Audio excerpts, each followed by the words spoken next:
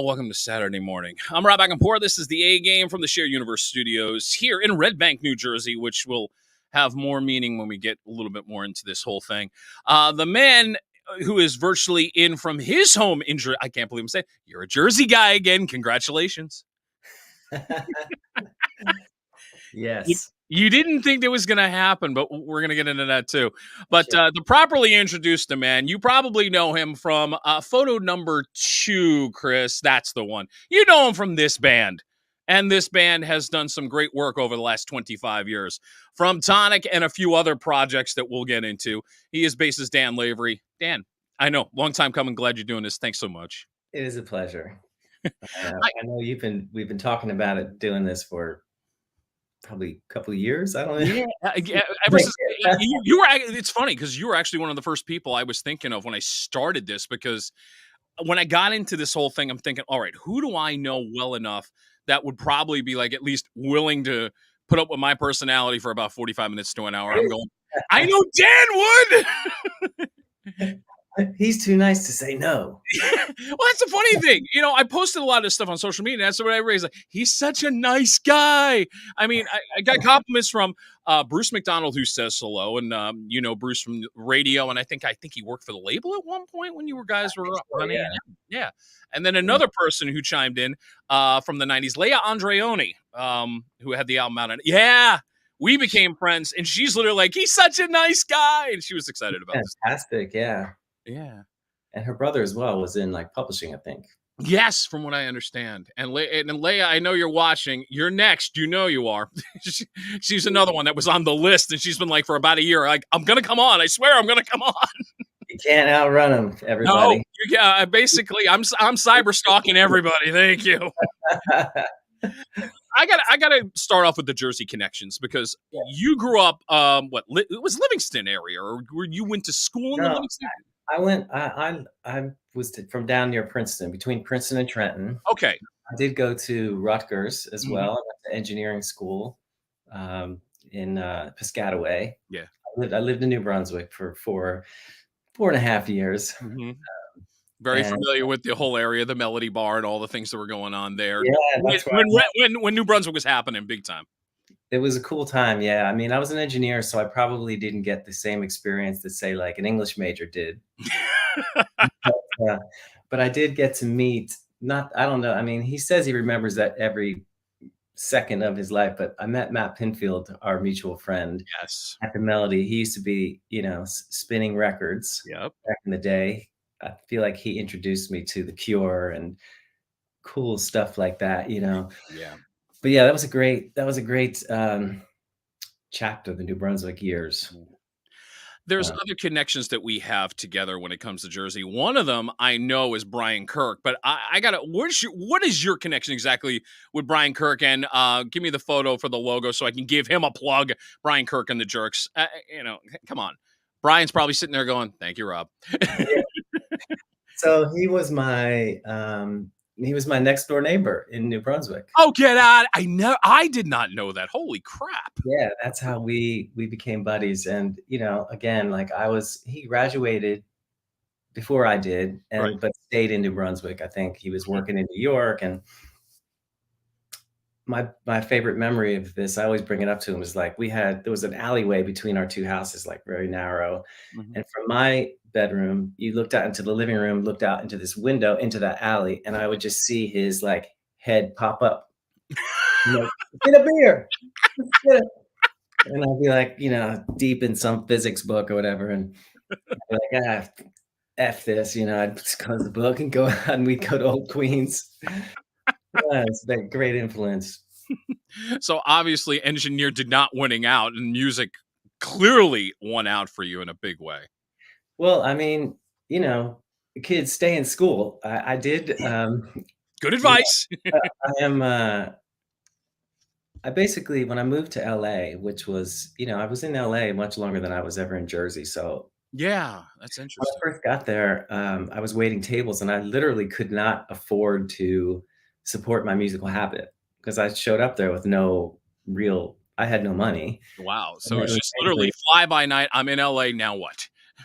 Yeah, so I was waiting tables, and at some point I was like, "Shit, like, I can't do this." So I started looking for, jobs that would appreciate an engineering degree, Right. which there were very few, and, ultimately, somebody, this wonderful man in Pasadena, s hired me at a consulting firm, and so for several years, I was working as, like, a project manager at an engineering firm, which allowed me to, like, buy the gear I needed and, just generally survive Okay. because, I mean, the truth is, like, I mean, this is, ancient history now, but, like, we didn't think that we would stay in LA more than like 6 months, you know what I mean? It was just Really? supposed to be a yeah, it was supposed to be a visit. Our buddy Nick from our hometown was out there working also as an engineer, Mhm. and we ended up, 6 months became a year, became 2 years, became 3, and just, LA is a very, it's addictive, Yeah. and it's also you always feel like your success is just around the corner. Mhm. And if you just hang in there one more month, like this thing that's work that you've been angling on is gonna come to fruition, you know? Right. So 30 years later, Yeah. I'm still in LA. Yeah. And that's where the whole Tonic thing, so I'm guessing, 'cause I don't even know this. Was Tonic more of an accident for you to become a part of it? For me, yeah, Yeah. I mean, the whole thing was an accident. I think, Emerson, who is he's from, Red Bank or Atlantic Highlands, more Grew up in specific. Atlantic Islands. But he's got ties to Red Bank big time, yeah. Yeah, he went to RBC, and then Jeff was a New Yorker, and they knew each other from some, like, they used to act, so they were in those kind of circles together, and they Right, did to each other in LA. So that was the first accident. right. The next one was that I worked with, I had a band of all guys from Jersey. It was me and Nick Kozowski, Pete Maloney, and Doug Nahori, also from Lincroft. Mm, I recognize He, one or two of the names. That's why I was, like, sitting there going, "Wow, there's a yeah, trip down memory lane." he was in the house with Brian Kirk. Doug was, and Yes. um, so that was how. I mean, there's so many things here, but we had this band called True that was all Jersey guys, and we ended up meeting one day after a performance. This guy came up to me and said, like, "Hey, uh, love your band. You want to? You looking to make a record?" And I was like, "Yeah, as a matter of fact." And he said, Sure. "Well, cool. I'm Paul Rothschild." And I was like, "Holy smokes!" And at that time, like, it Talk about probably random out of nowhere. Here, this guy's the real deal, and I'm like, real deal. "Whoa." And I was a huge fan of the Doors in my teens, and at that time, I was probably, if you have three producers you can think of off the top of your head quick, it's like George Martin, Phil Spector, and for me, it was Paul Oh, Rothschild. sure. So we ended up working with him and his son Dan, who then ended up becoming part of the band with Emerson and Jeff, Right. along with another guy, Kevin. And at some point, I became, they would invite me to their shows. We did a couple of uh, gigs together. We were on the same bill, Yeah. and I got to meet those guys. And ultimately, uh, Dan was like pursuing other things, I guess. And basically, they asked me if I would join. And there's a much longer story to this. As I was in another band, it was like just amazingly punk rock, and the kind of band that's drunk at all hours, and it was that kind of thing. I was like, I don't know, and it sounded a little bit like Oasis when Oasis was Oh, okay, cool. massive, and I was like, guys, I don't know, I got this other thing going on, and as these things go, like that thing just imploded at some point, and the drummer disappeared. No one ever saw him again. The record company folded. Like, it was just a whole thing. And the guys in Tonic called me, or their manager called me at my engineering gig and was like, "I don't know who you are. These guys insist you need to be in the band." And I was like, I accept. Everything is I'm good. in. Yeah. So And that, the rest is history. yeah, In we had a good relationship right from the start, just you know, personality I wise. was about to say, in a weird way, when you joined the band, it was almost like hyperspeed at that point because you joined right before they signed with A&M Records, and suddenly it's like you've gone from I've joined Tonic, I'm now signed, I'm now shooting a video, which brings me to Chris. If you can go down third from the bottom, there, that one. Hit it. There we go. Oh, nice. Nice screen grab, Rob. Been real cool. Yeah, exactly. The high quality of me stopping a YouTube video to get the photo. But Okay. all right, but again, the humor in this is that this was a reshot video, and it's obviously you're in it at that point. But Yeah. when they're approaching you, like going, "Oh, by the way, Dan, you won't have to do the skating, but you still have to be in skates for the video." I mean, you looking at the band, kind of going, "What are we doing?" I think, the funniest part of that is that it was supposed to be a joke. I mean, the whole idea, concept was Emerson's. Oh, wow, okay. Yeah, he was the genius behind roller skates, tuxedo T-shirts, and I was like, "This will be great." Like none of us can skate. It was actually my idea to have like stunt doubles do like these crazy things but they would obviously look different, like painfully different from us. That's what I figured. That had to be part of the joke because the dubbing was just so obvious that it's like, It's okay, supposed to be. yeah, that's what I figured. Because you sit there and go, the guy who's trying to be Emerson clearly has a fake beard and a fake everything, It and was a woman. yeah, it was a woman. Oh, I didn't know that. The guy who was That's great. was African American, so like it was all supposed to be very obvious. But the joke was on me though, is that everybody else could skate but me. Oh, So I was like, "You motherfuckers!" Like they're out there like doing their thing backwards, skate and all that. And I right. was like, there was a a PA assigned to just like catch me at the bottom of every hill. So I mean, that was there's a deer running across the street. What? Right by you now? Yeah, Nice. this is what I love about Jersey. It's like there's just deer. They just walk across my yard in the middle of the day.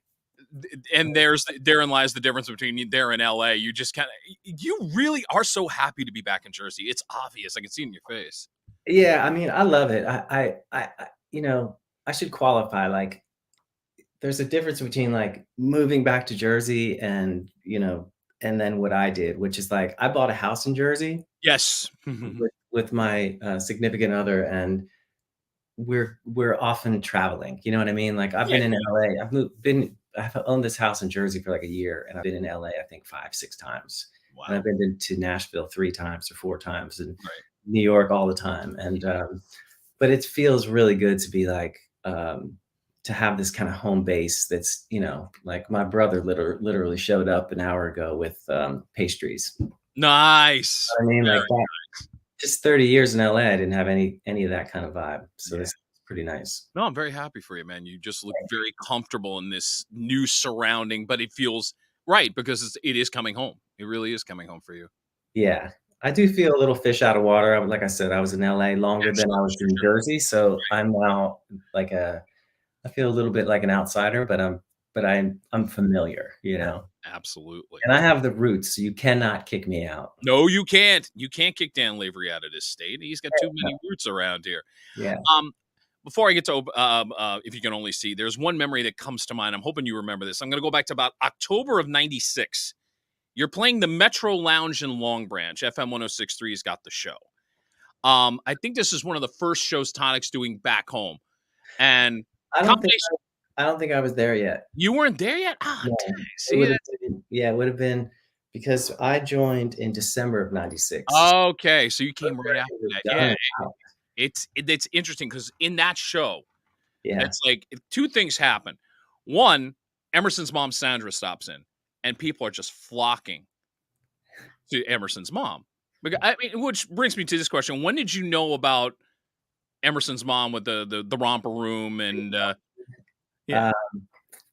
Probably very immediately. So you were like, well, because I know we're about the same age, so I'm thinking you probably watched it on Channel 9 in New York growing up.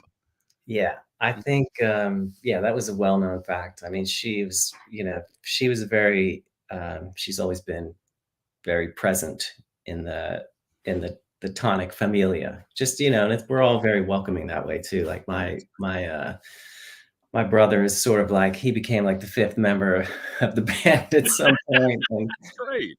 just there were expectations he would be there. Then my sister and my parents were showing up. There was a point where they were, I was too stressed to deal with my parents one time at a festival that was held at Trade Winds. True. Yeah, With I cigarette, was of like, course. "That's it. You guys are all banned." So they were forbidden to come to any future shows, which, was hard to enforce. Right. No, it's a shame you weren't at that show because there was one other thing that did happen, and this is something you can bring up to the band and remembering. I think they just finished playing Soldier's Daughter on stage, and the crowd had already started applauding early. Now, keep in mind, this is October of '96. There are TVs around the place in the Metro Lounge. The Yankees are in the World Series while this is happening. Oh, So yeah. while they're applauding, it's like part for the band, part for the fact that I think the Yankees have scored a couple of runs. So it was just sort of bizarre. And it's that, wow, okay, Sandra Hard's here. Oh my God, the band's playing. Oh my God, the Yankees are in the World Series. It was like this perfect storm of stuff coming together at once. It's like, That's a lot. yeah. It was definitely a lot. So now at least I know the timeline. So you come in after that. Like I Yeah. said, you shoot the video, and then If You Can Only See becomes in 1997 the most played song on the radio, basically between 97 and 98. Every format picks up the song. I mean, you from your vantage point at that point, did you think to yourself, "Wow, okay, maybe I didn't expect it to be this big, but this is just beyond anything I could have ever expected." Yeah, I mean, the truth is, like, when I joined that band, I joined very specifically as a band member, you know what I Yes. mean? 'Cause I was Yeah, me always a too. member of the band. The guys, Yeah, my Jersey brothers, we were a band. I joined this other band, it was like a band member, it's all I know, like, I'm a right. Beatles fan, Zeppelin fan, like, this is my aesthetic. I wasn't, Yes.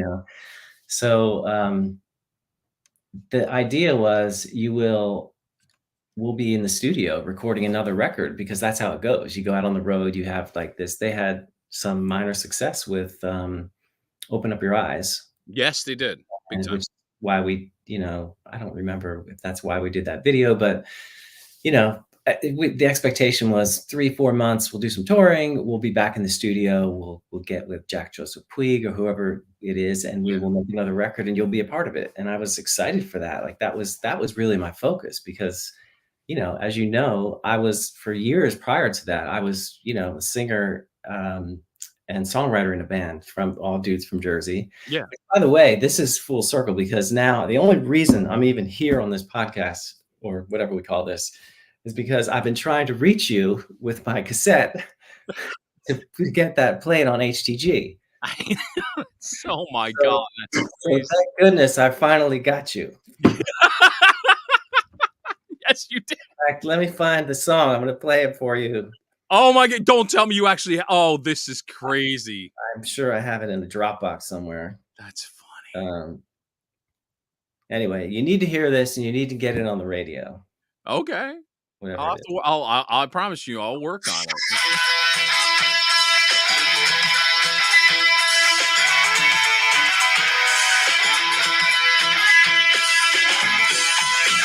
Anyway, clearly, you're missing the boat from 1994. Yeah, wow. Oh my God. That's crazy. But this also explains the other connection with us. You were a huge 106.3 fan when I was working there, and Yes. you knew about the Local Lick show and what Jeff Raspy was doing. Mhm. So basically, your whole thing was, yeah, we want to get on HTG. We want to get this song played. We got to get who do we, so it's like you're trying to track me down or Your name Pinfield. was in every, like, correspondence. Anybody told me, like, "Oh, get in touch with this guy." But Right.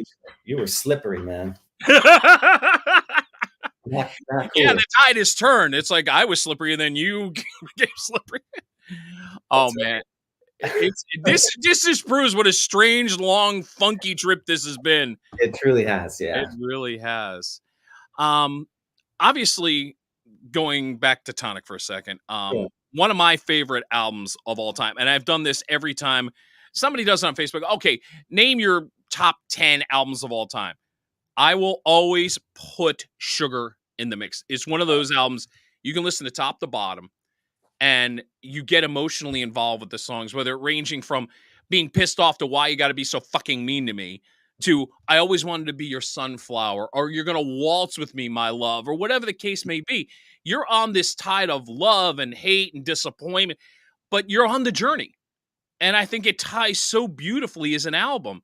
I wish it had done a little bit more, but Yeah. I think you had a modicum of success. I remember when you came to Allentown Fairgrounds 1999 when I was working at B104 of all places.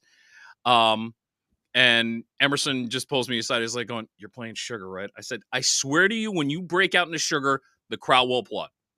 And Yeah. wouldn't you know it, he starts doing just a little guitar. Crowd starts applauding, and he just yells into the mic, "Thanks, Rob!" And I went, "Thank you." It Yeah. was just one of those cool moments of my career where I sit back and go, "Thank you, Mr. Hart. Thank you, Tonic." But again, just some brilliant pop rock songs on that album. Yeah, I love that record. And we had like, as far as, rock history goes, we got to make we did the basic tracks for that record at the, um, Sound City, which is now like, been immortalized in a documentary, place in the Valley in LA. It was just an amazing studio. And then we finished it in New Orleans Right. at a place called Kingsway, which was owned by Daniel Lanois. Oh, Daniel. So it was this beautiful, like, I forget what era. This is more of an Emerson question, but what type of mansion it was. But it was subdivided into, the living room had a Neve desk in it, and then Mhm. this one with every other room was an ISO booth essentially, and then all the residences were on the second floor. These beautiful themed rooms, Right. and the third floor was like a private apartment for Lanois. I think it's been sold and subdivided, of course, into apartments or something. But it was really making of that record was really magical. It was a Yeah. cool experience. It's just one of those things where you look back on an album like that and I say, why wasn't this bigger? And I'm sure the band probably says the same thing. And in a weird way, there was some good that comes out of it. You wind up touring, you wind up opening for the Goo Goo Dolls, you wind up getting out on the road. You built your fan base did get a little bigger after people basically knowing, yeah, they're more than just a one trick pony. They have more than just one or two songs. If you discover them, you're going to love them. Yeah. I mean, I appreciate that. We don't. I mean, I don't think about like it should have been bigger, or whatever. Like, yeah, Right. No, I get you. I get you. everything you put out, every song is a hit till it's not. And That's we good. No, definitely, that's a really good attitude. Not everybody looks at it that way, though. yeah. I mean, it was that record will live longer than I will, and Well, I'm I'm about to prove that, Chris. It's another stop uh, action from a YouTube video. Right above the skates. There you go. Thank you, oh, nice. Yes, Professor Dan Lavery in the video for "You yes, Wanted More." yes. Yeah, I've seen a lot of screenshots of making out with the hot teacher. And Uh, the very attractive woman, no doubt about yeah, it. love it too. Yeah. Yeah, Yeah, at that point, you're sitting there going, "Yeah, my life doesn't suck. I'm shooting a video. I'm making out with some really attractive woman. Life is good." everything's fine. Everything's good. Yeah, can't complain. Absolutely. But your attitude, I want to put that to the test for a second because when you look back on the third album, here you are. I don't know what happened. Maybe you can explain it. First off, congrats at that point. You get 2 Grammy nominations off the third album, but yet the album disappeared. I mean, it was like it was out, it was gone, and then Tonic has just been nominated for 2 Grammy Awards. I would Yeah, have thought that would have been the thing that maybe, and again, not that I'm not going to place blame on a label or anything like that. Just logically speaking, you would have thought this would have been the thing that says, "Hey, maybe we got to take a look at this album again. Maybe we need to get it out there more. Maybe we need to take advantage of the fact that they are now Grammy nominated twice in the rock category." Just being logical, but that's why I'm putting what you said to the test for a second. But like you said, it's a hit, until it's not a hit. But it yeah. almost feels like that album was not a hit and should have been a hit. And now you've got proof that 2 Grammy nominations. Isn't that enough to say we need to do more?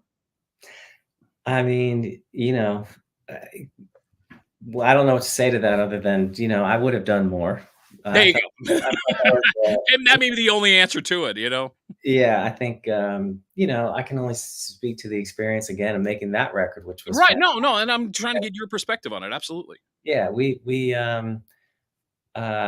got to go to Maui. We lived in Maui for 2 months. Mhm. worked with Bob Rock, who's an absolute lovely human being and I a let me ask you this because I know Jack Joseph Puig, who's a great producer, and Bob Rock is a very different style. I mean, they're both great in their own way, but I would imagine there is that. Okay, there's such a stylistic difference between Jack and Bob Rock.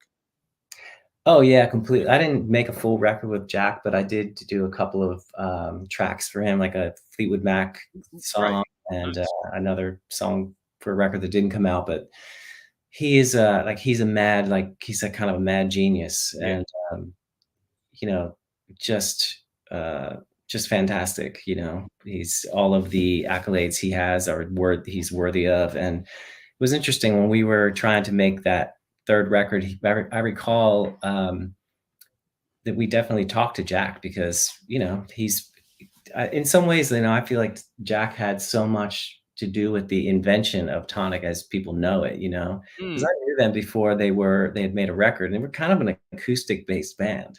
yeah. And Jack was like, "Yeah, I mean, these songs, what if we just turned you into more of a rock band?" And like the time, like hearing the first demos on cassette again, after they had made this record, I was like, "Holy shit!" You know what I mean? Like Jack had really turned it into a rock band, Right. and but when we were making that third record, we were talking to Jack about who we might use, and he couldn't like. There were some names floating around, and Jack was like, "Bob Rock." Like even he was like, "That guy's fucking amazing," you Yeah. know? And he just is. Bob is like, if if I were to emulate someone in the studio, it would be him because he's so chill and at the same time like um, full of good ideas and just like patient enough to let all the ideas live out their, you know, take their course, you know, turn into something else or just die, whatever it is. Like it's all cool, you know. It's interesting because the way you describe it, it's almost like you two are almost like kindred spirits personality-wise then. Yeah, like I said, we just vibed really well. I Yeah. enjoyed it. I wish you know, I think, you know, I wish that record had done better. I think I recall him saying the same thing, but we Yeah. were all happy with the Grammy thing. And, Oh, sure. you know, it was interesting too, because it was like I met to bring it back to Jersey. I'd met, not met, I bumped into, I had stood against a bar in LA next to Bruce. And Wait a minute, you had to go to it had to be LA to meet Bruce. That's hilarious. and my then girlfriend or wife, whatever, said to me, she said, like, "Don't turn around." I was like, "Why?" She said, "Bruce." And I was like, "Oh no." And I wanted to say something to Bruce, and I thought, you know, this is in the 90s, but I said, you know what? I'm gonna have something more to talk about when I actually talk to Bruce, rather than saying like, "Hey, I'm from Trenton." You know what I mean? He'd never heard that before, you know? So I felt like when the Grammy for Best Rock Album went to The Rising and Right. we were nominated alongside of it, I felt so honored Mhm. to actually, you know, be in the Be in same that category, yeah, sure. to be in the same breath as him. So I feel like I could tell him now, like, "Oh, you know, that story." It's a good story to tell, man. Really Uh, nice. it's all I got. Well, to wrap up this segment of the podcast, video cast, Oh, whatever you want to call it. No, because we're going to dive into more about Dan Lavery and other projects. But I think it's appropriate to play the video that you guys did about a year ago. Now, this is a song you recorded, but this is a lyrics video. This actually done by a fan that did this? Do you know? what is it? What are we? This is the song you guys did just last year. Oh, To Chris, Be Loved. yes, to be loved, exactly. Yeah. So that's probably a lyric video. Yes, it is. That I think we just, you know, found somebody, um, our management recommended somebody to work. Okay. I hear some Yeah, riffaliciousness. it's exactly. We're not yet, Chris, but you have it ready, correct? I'm just checking my engineer. He's got it ready. Continue to sell the story here, Dan. Uh, Now I just did radio voice. Oh God. there he is, Oh shit. coming at you. Hi. No, I'm sorry. Yeah, I mean, this song was, oof, you know, it's worth mentioning, there was a record that we did back in like 2010, uh, Mhm. which is very overlooked. And I feel like was also a great record that we had put together again. Like we produced it ourselves with a guy named Nate Kunkel. Really cool. And then, that did what it was going to do, which again is, it's tough to, be heard above the just amount of musical noise there is in the world today. You know what I mean? It's Yeah. tough. But yeah, so we got together a couple years ago and laid the foundation on a couple of tracks, or a few tracks at in LA. And this was the first that we actually kind of got together enough to actually, release. And it's called To Be Loved. And yeah, and the lyric video is just something that we hired somebody whose artwork we dug to put together for us. Let's check it out right now, Chris. If we can fire this up, here it is. It is time. Are we ready? Thank you. This is where I get to play radio DJ guy, but now I will not put the DJ voice on. Do it. Come on, do it. It's Tonic and To Be Loved here on the A Game. Check it out.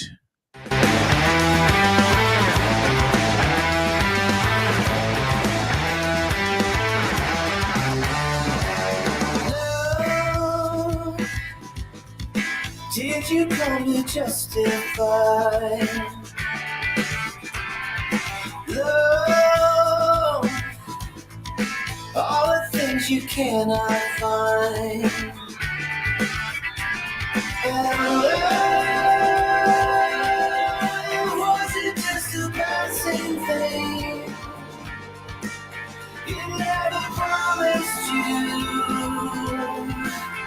So give us freedom, give us life, someone that keeps us warm at night. All we want is to be loved.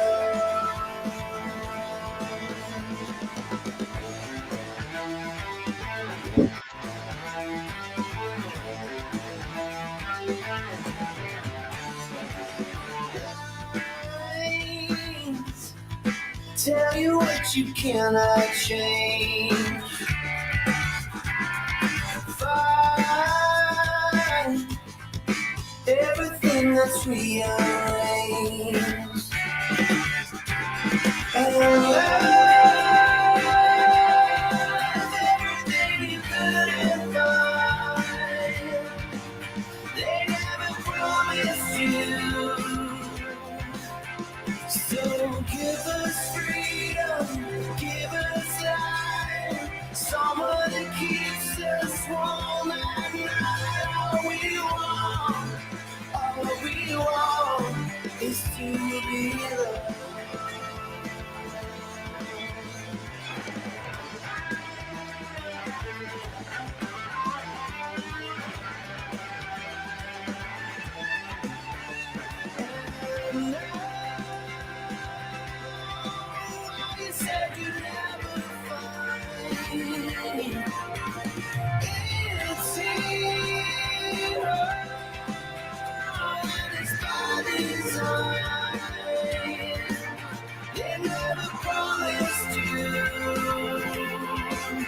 So give us freedom, give us life, someone that keeps us warm at night. All we want is to be loved. Show us easy, show us strong, show us what's forever gone. All we want is to be loved.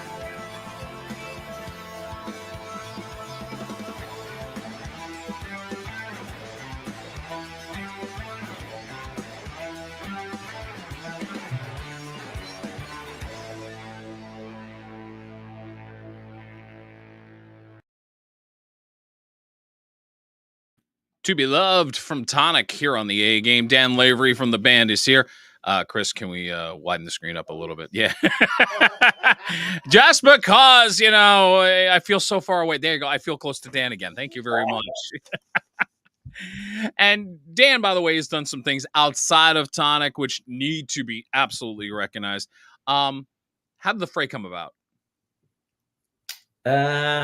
Geez. There was a kid, this is a strange story, but there was a kid who I met pre-show. He was like an intern or something Yeah.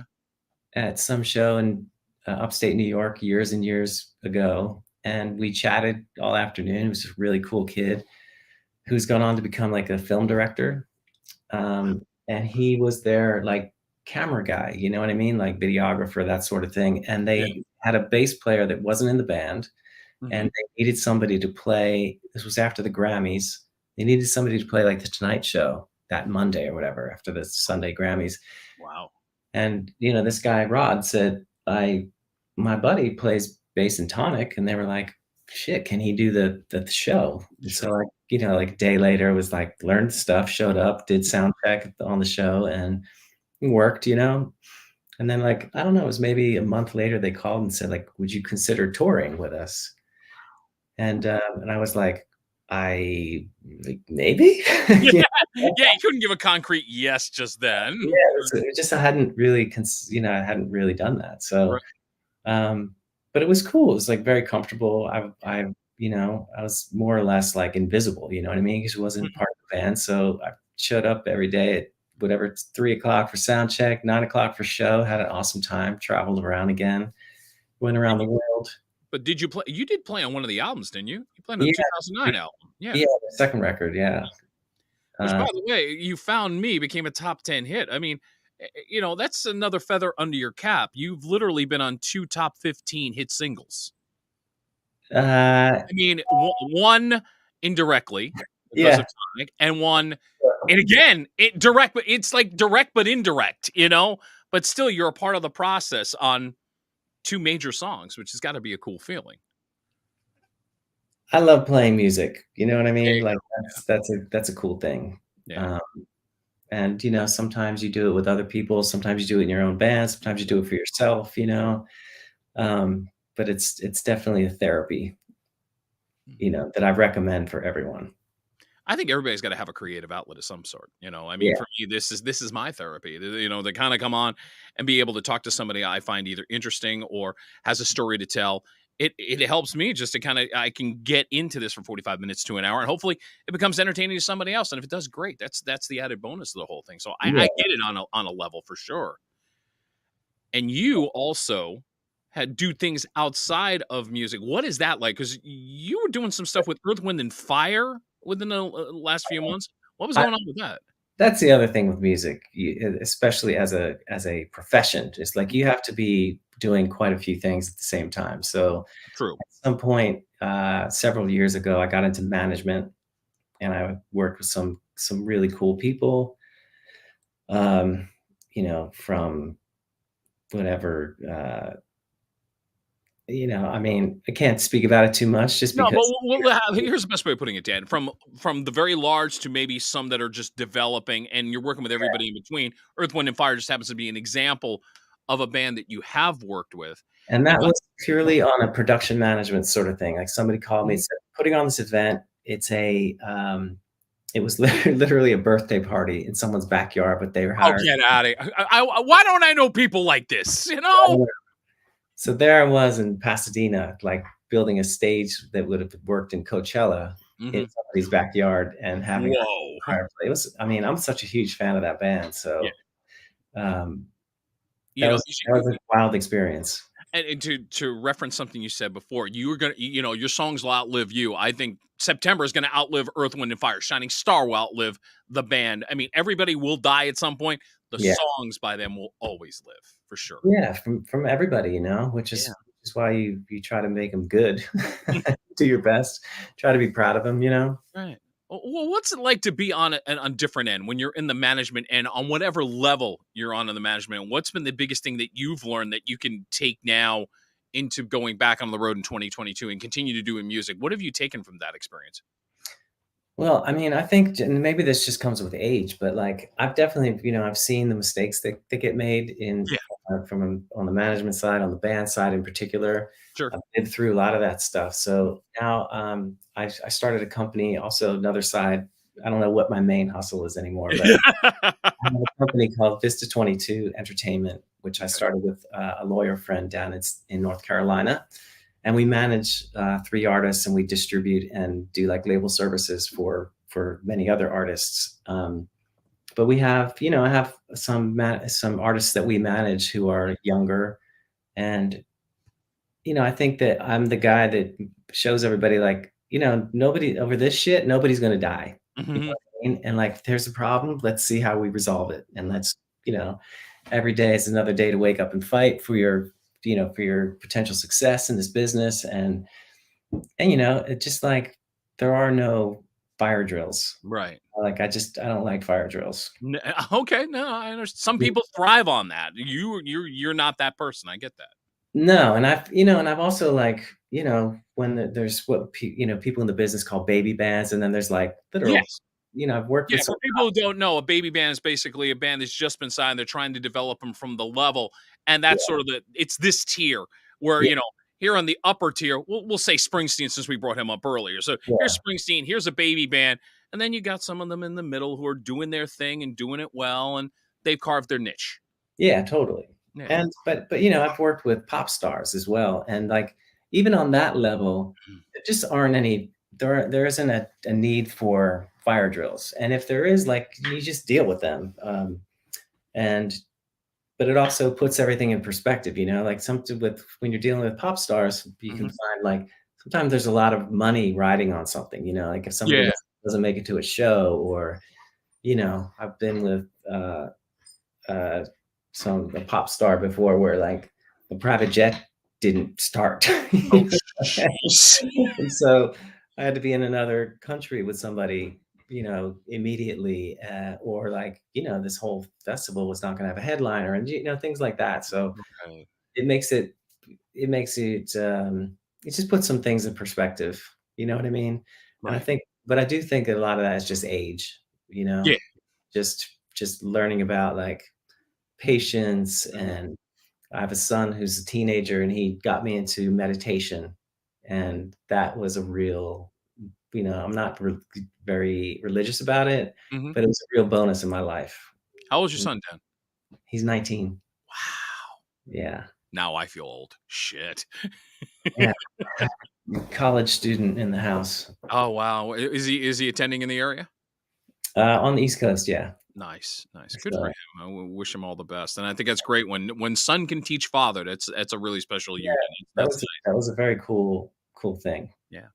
I'll mention the company again, Vista 22 Entertainment, and the reason I'm going to bring them up again because if I remember correctly, as I was cyber stalking you, not that I really need to, there's a band that's been popping up on your Facebook feed. I think they just released a new video. Is Deep Field one of the bands that's part of Vista 22?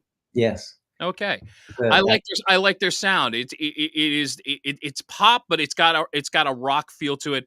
And I will say this, find the video, you're going to be impressed. They got a good sound. So best of luck with them, by the way.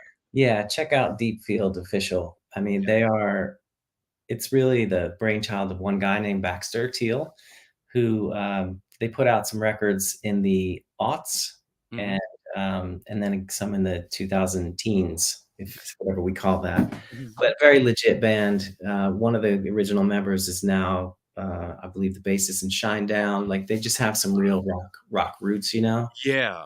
Um, but it But was they one of those artists that came to us as a potential for just label services and distribution, Mhm. which we do, like I said, for a lot of people. But this one, like he had this fully developed record that just, if you're a rock fan, kicks ass. Yeah, based on what I heard with Eon, just the single he released, it's good. It's Yeah, real. I'll send you a link to the full record I, because I want that. And do me a favor, send an invite to Baxter. I'll gladly have him on because I think he seems like he's a fascinating guy. And this way, I can fire up Beyonds and yeah, we'll have people get to know him a little bit more. I think it's an artist that people should know about for sure. yeah, for sure. He's one, and then we have two other artists. One is Tristan Tritt, who is Mhm. like another young and developing rock artist. His dad happens to be Travis Tritt. Oh, there Uh, is a connection. Oh, this is interesting. Okay, that's cool. yeah, so but he wants to do not he doesn't want to do anything related to that same country thing. It's just like he just wants to step away from that and Right. Even though it's like, yeah, this is my dad, but this is my scene. So hopefully, you like what I'm doing on my thing. yeah. Yeah. And then we have another management client is a young lady named Parker Gray, who is out of Vancouver, but a female country artist who is just putting out great song after great song, like very carefully, thoughtfully. I connected her to a friend in Nashville who's a female producer. And I say that only because they say female only because they're very proud of like having a team that's like majority female. It's really cool. It's great energy, and the music that's coming out is super cool. So look for Parker Gray as well. Good stuff. Congratulations on this. This is a great undertaking. I hope it takes off for you. Me too. Absolutely. Again, it's Mr. 22 Entertainment. This is Dan Lavery. He's part of Tonic. He's part of the A Game, up to the part where I do random shots. These are random questions that can come from anywhere. And of course, I usually do take a random shot. So what do I got? Pensive bourbon today. Lord. That's what they had in the building. I've been doing redemption lately, but I'm like, small shot. Is it lunch? It's not even lunchtime yet. I'm drinking. What the hell? Oh my God, that's right. By the way, as I drink this, happy birthday to you. I know your birthday was last week. Congratulations. Thank you. I'm 102. He doesn't look a day over 29. I told you he's the good-looking one in the band. Yeah, I'd like to see your research on that. Well, I was about to pull up the birthday thing from Emerson Hart. He did send something that said "Happy Birthday, Handsome." He did do that. Okay. Yeah, so just saying. All right, where do we start here? Okay, now that you've moved back to Jersey, what's the one thing that you missed the most? Has it been pizza, bagels, or pork roll? I have realized life is too short for bad pizza. Amen. And that is, like I can get okay pizza in, within 5 minutes of anything in Jersey, but go another 10 and, end up at one of what we've now narrowed it down to 3 places in this area. Nice. You want to know what they are? Yeah, please. Hey, look, share, because I know we got a lot of listeners in Jersey. DiLorenzo's, Robbinsville. I'm marking that down. Okay. Conti's in Princeton. I've heard about Conti's. I hear it's good, so I'm gonna have to. Nomad in Hopewell. Yeah. I'm marking those down. Yeah. To me, like I said, I'll take the road trip if needed for a good slice of pizza. True or false? You have a black belt in some form of martial arts. This is true. Yeah. Discipline. Taekwondo, which is a Korean martial art. Yeah. And one of my recent visits to LA, I went back to my dojang, as we call it, and got my ass kicked for an hour after 2 years of being off the mat. So when did you start into Taekwondo? When did that start for you? I was late to the game, but 20 years ago, basically. Oh, wow. I lived around the corner from this studio, and it was before I had a kid, and I was thinking like, I was married, and I was thinking like, I gotta keep my hey, this, everything's good, so I need to like stay motivated, and that really helped me stay focused. What else you got? All right, this is gonna be a long shot, but it's another true or false question. It's the top photo here, Chris, if you don't mind. Somehow, I think you have a connection to this. Drake and Josh? Or am I reading my information wrong? I don't know. I think, it's interesting what IMDb lists you as a connection with. That's all I'm going to say. I think because I've had songs that I've written that have shown up on a lot of random TV shows. And for some reason... Okay, so you don't even realize where some of these have found out. Because that was one of the shows that they did a movie called Drake and Josh Goes Hollywood. And I was like going, and there's Dan Lavery getting a credit for songs written by... I know. Yeah, I think I don't even know what it is, but it's probably with another artist. Somebody did the same thing recently. They watched the film Mother's Day. Yeah. I had written the end credit for Mother's Day, the Gary Marshall film. Yeah, I remember it very well. Yeah. Yeah. So someone was like, I saw your name as like, yeah, I wrote that song. Yeah. It's sort of like going, don't worry about it. And maybe I get 2 cents from the movie if it plays. That's all. Yeah, that one was a little better than others, but yeah. All right, what else do I got? As a member of Tonic, what was more fun to see? Tonic's You Wanted More in the movie American Pie, or Tonic doing the cover of Eastbound and Down for King of the Hill? That's a tough one. I mean, American Pie, that was obviously, you know, that was a very successful thing to be a part of. Absolutely. And I think they brought you back for didn't I'm trying to think. Didn't one of the songs wind up in American Reunion, if I remember correct? Release Me? If it did, nobody asked me, but Okay, all right, gotcha. I'm just trying to remember. But yeah, I remember from the first American Pie. But yeah, an iconic movie at this point. It's such an iconic movie. yeah, and I think the Eastbound and Down, that was amazing. Like, again, like Day Off in New York. I think I played drums on that. Oh, even better. So it really was just kind of this goof around. We're going to cover the Jerry Reed classic and just have some fun with it. Yeah, I mean, it needed to be done. So, but I mean, that when I was in Jersey, it's funny because when I lived here, I was always the drummer. I just moved out to LA because nobody wants to be a bass player. It seems you do it because like someone goes, "Wait, you know how to do that? Now you're the bass player." Right. Like, oh fuck, So even like that song "To Be Loved," I played drums on. Like that was. It's just that's my main. I feel like that's my main instrument. Do you feel like they got lost in this whole shuffle playing bass? And do you want to play drums more in the future?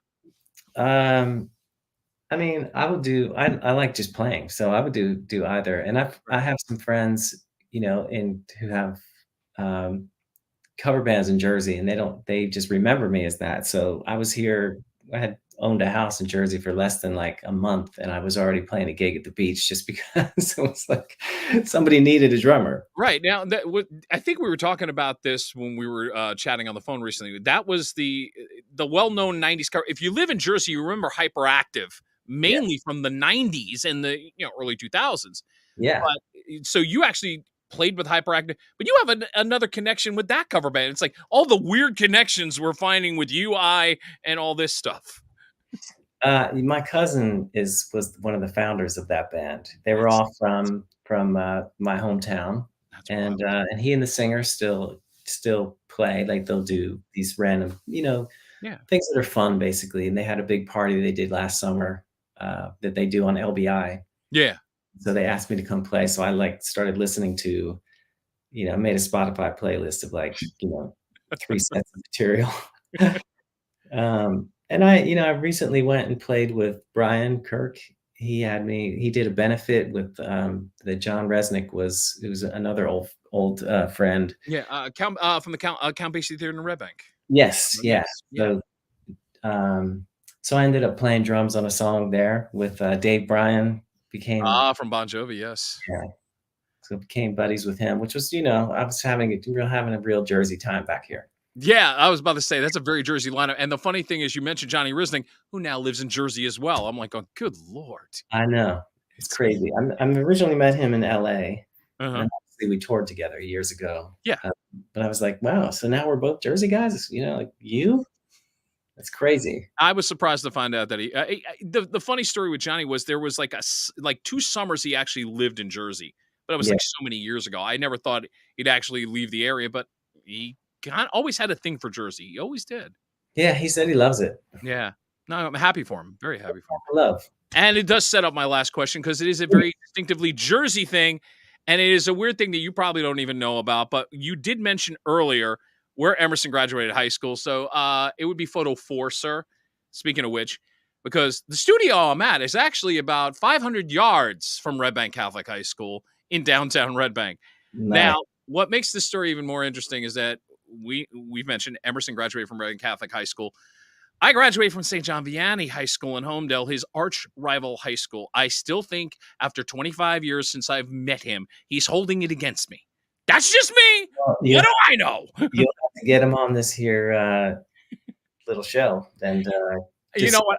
I have respect for Emerson. I've tried, and I know he's a busy guy. But you know what? I can't help but to turn the needle a little bit when I can. So that was just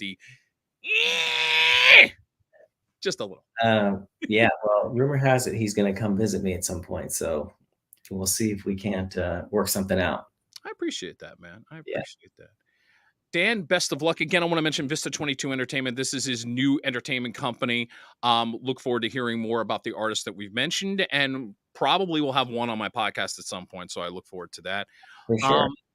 Will Tonic go back on the road at some point, or we don't know yet? I have no idea. I mean, we had a great time playing last year. We did some shows, a Yeah. bunch of shows with Collective Soul and Better Than Ezra, which was really great. And we've had, very few this year, which is always a drag for me because I feel like that thing is like my real musical outlet. So Yes. Yeah. when I'm not playing shows like that, I get a little bit antsy. Understandable. Yeah, so touring, not gonna happen, but, like, hopefully some more, like, shows, just, like, one-offs and weekends and that sort of thing. You know what? That's what I'm noticing. I think as artists are getting older, and maybe it's an age thing, maybe it's a life thing, that it's now like if we can do 3 shows and have 4 days off and do it that way, it Yeah. seems to work better for everybody. I would imagine you're on the same boat with that. I mean, I'm a fan of that lifestyle. Yeah. Sure, like, I'm happy to spend the weekend traveling to cool places and meeting seeing old friends, making new friends, all that sort of thing. It's a way of life that I really, adopted and enjoyed, um, and could do it forever probably. Amen. I hope you do, man. And Yeah. by the way, I owe you a housewarming gift, so I'll have to come up with something good at some point. Yeah, whatever that bottle is, that'll do. No, I will make sure. It may not be pensive, but it would be a good bottle of bourbon. I promise you, I will bring that with pride. Thank you so much for the time this morning. I appreciate it. It's my pleasure. And that is a wrap for the A Game this week. I'm Rob Acampora. He's Dan Lavery. We'll do this whole thing again next week. Who's coming on? You'll find out. Follow me on Facebook and be a subscriber to my YouTube channel and find out about the other 78 episodes that have already happened with the A Game. Until next time, take care.